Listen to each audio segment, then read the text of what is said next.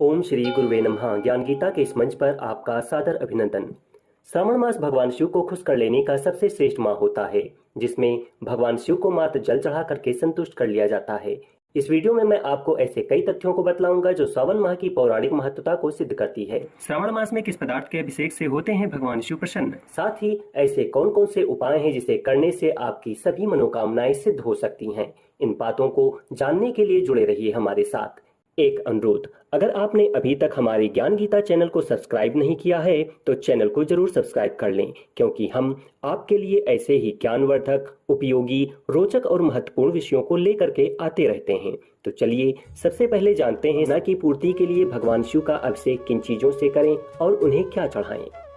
इस माह में महादेव को दूध से अभिषेक करने पर सुख शांति एवं पुत्र की प्राप्ति होती है। दही से अभिषेक करने पर वाहन की प्राप्ति, घी शहद से अभिषेक करने पर मकान प्राप्ति और वंश का विस्तार, कुशा जल से अभिषेक करने पर रोग शांति, गन्ने के रस से अभिषेक करने पर लक्ष्मी व्यापार में वृद्धि, अनार के रस से अभिषेक करने पर शीघ्र विवाह और पंचामृत से अभिषेक करने पर मनोकामना की पूर्ति होती है।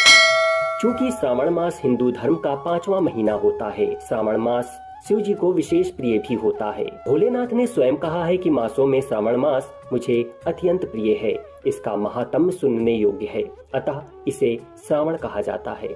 इस मास में श्रावण नक्षत्र युक्त पूर्णिमा होती है, इस कारण भी इसे श्रावण कहा जाता है। इसके महात्म्य के श्रावण मात्र से यह सिद्धि प्रदान करने वाला है, इसलिए भी यह श्रावण संज्ञा वाला है। श्रावण मास में शिव जी की पूजा की जाती है। अकाल मृत्यु हरणम सर्व व्याधि विनाशनम।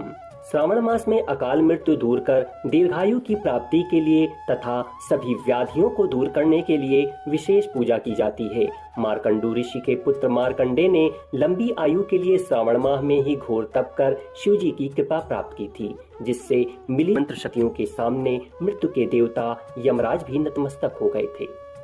श्रावण मास में मनुष्य को नियम पूर्वक नक्त भोजन अर्थात पूरे दिन कुछ न खाकर सूर्यास्त के बाद 3 घड़ियों यानी कि संध्या काल को छोड़कर रात्रि में एक बार भोजन करना चाहिए। श्रावण मास में सोमवार व्रत का अत्यधिक महत्व है। श्रावण मास में संकल्प लेकर अपने सबसे प्रिय वस्तु यानी कि खाने की पदार्थ का अथवा सुख के उपभोग का त्याग कर देना चाहिए और उसको ब्राह्मणों को दान कर देना चाहिए। केवलम भूमिशायी तू कैलासे वा समाप्नुयात्। श्रावण मास में भूमि पर शयन का विशेष महत्व है। ऐसा करने से मनुष्य कैलाश में निवास प्राप्त करता है। शिव पुराण के अनुसार श्रावण में घी का दान पुष्टिदायक है। अब जान लेते हैं श्रावण मास के पहले दिन में किन 10 चीजों को खरीदने के क्या फल होते हैं। नंबर 1, त्रिशूल। त्रिशूल शिव के हाथों में हमेशा होता है।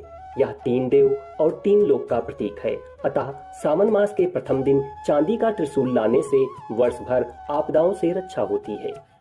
रुद्राक्ष सुख, सौभाग्य और समृद्धि के लिए तथा मन की पवित्रता के लिए असली रुद्राक्ष को घर में लाएं या फिर घर में रखे रुद्राक्ष को चांदी में गढ़वा कर पहने। यह आपके जीवन के लिए अत्यंत शुभ और समृद्धिदायक होगा। तीसरी वस्तु है डमरू। यह शिव का पवित्र वाद्य यंत्र है। इसकी पवित्र ध्वनि से आसपास के समस्त नकारात्मक शक्तियां दूर भागती हैं। आरोग्य के लिए भी डमरू की ध्वनि असरकारक मानी गई है। सावन मास के प्रथम दिन लाकर रखें और अंतिम दिन किसी बच्चे को यह डमरू उपहार में दें। चौथी वस्तु है चांदी के नंदी। नंदी शिव जी का गण भी है और वाहन भी। सावन मास के पहले दिन चांदी के नंदी को घर में लाकर माह भर पूजा करें तो यह आर्थिक संकटों से मुक्ति दिलाता है। पांचवी वस्तु है जलपात्र। जल शिव जी को अत्यंत प्रिय है।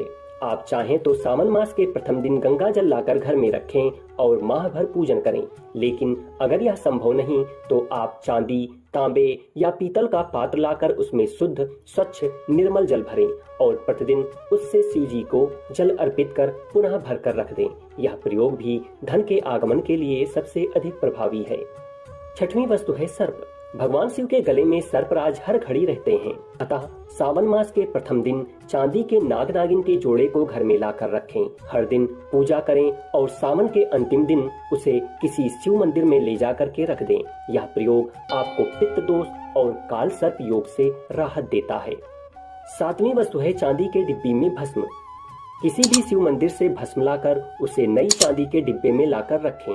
उसे पूजन में शामिल करें और बाद में तिजोरी में रख दें। बरकत के लिए यह अचूक प्रयोग है। 8वीं वस्तु है चांदी का कड़ा। भगवान शिव पैरों में चांदी का कड़ा धारण करते हैं। सावन मास के पहले दिन यह लाकर रखने से तीर्थ यात्रा और विदेश यात्राओं के शुभ योग बनते हैं। 9वीं वस्तु चांदी का चंद्र या मोती। भगवान शिव के मस्तक पर चंद्रमा विराजित है, अतः सावन मास के प्रथम दिन चांदी के चंद्रदेव लाकर पूजन में रखें।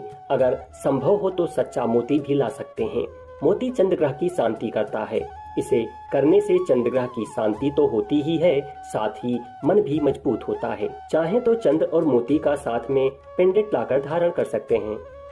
10वीं और आखिरी वस्तु है चांदी के बिल्व पत्र। हम पूरे सावन माह में शिव जी को बिल्व पत्र अर्पित करते हैं, लेकिन कई बार शुद्ध और अखंडित बिल्व पत्र मिल पाना संभव नहीं होता। ऐसे में चांदी का महीन बिल्व पत्र लाकर प्रतिदिन शिव जी को अर्पित करने से करोड़ों पापों का नाश होता है और घर में शुभ कार्यों का संयोग बनता है। तो यह थी सावन माह से जुड़ी महत्वपूर्ण जानकारी। उम्मीद करता हूँ कि आपको यह वीडियो जरूर अच्छी लगी होगी। अगर हाँ तो वीडियो को लाइक करें और कमेंट में ओम नमः शिवाय जरूर लिखें। साथ ही वीडियो को ज्यादा से ज्यादा लोगों को शेयर करें। अगर आप यह वीडियो YouTube पर देख रहे हैं तो चैनल को सब्सक्राइब कर लें और Facebook पर देख रहे हैं तो पेज को फॉलो जरूर करें। शीघ्र मिलेंगे एक नई वीडियो में कुछ नई जानकारी के साथ। तब तक मैं विवेक कुमार श्रीवास्तव आपके स्वस्थ, सुखी और मंगलमय जीवन की कामना के साथ आपसे विदा चाहता हूँ। धन्यवाद।